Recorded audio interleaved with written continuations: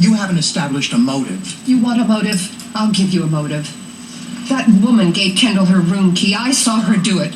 Her plan was to seduce him to ensure that she would win the job as his assistant. Then she got the other key to the room from that woman there. She rushed up to the room. She tore off her clothes. That's Velcro. It just gives the illusion of a tear.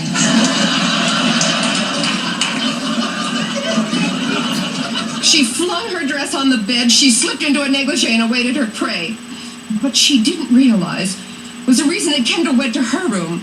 The reason Kendall ordered the champagne was to let her down easy. He'd already promised the job to me. And the reason he went to her room, rather than having her come to his, was that I was sharing his room. Slut!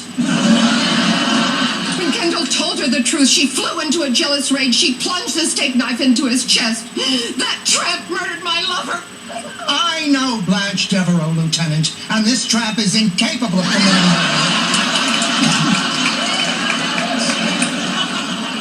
Okay, we got a motive, we got a weapon, and we got one suspect with no alibi. Blanche Devereaux, I'm charging you with murder. You have the right to... Wait. Why would she bring a steak knife to what she thought was a romantic liaison? It could have been for anything. I'm not familiar with her sexual proclivities.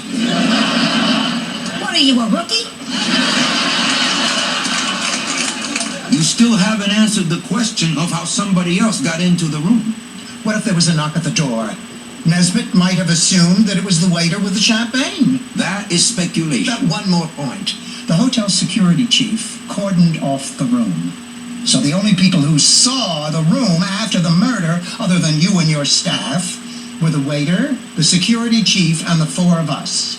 So When Miss McGlynn was reconstructing the murder scene, she described Blanche's dress being slung over the bed. It was. I saw it. But Miss McGlynn could only have seen it if she'd been there prior to the murder. I think I see now how it happened.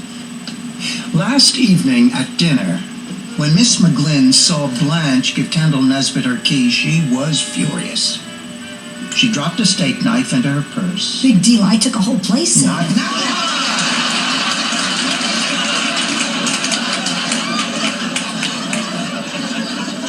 And when she felt that she wouldn't be missed, she slipped out of the dining room and headed upstairs. Kendall had let himself into Blanche's room while she was in the shower and was making himself comfortable when there was a knock at the door. Thinking it was the champagne, he opened the door. Posey was there. She accused him of two-timing. He denied it. Posey pulled out a steak knife, plunged it into his chest, and left the room before Blanche could discover her. Jealous rage was the motive, all right, but Blanche wasn't the murderer.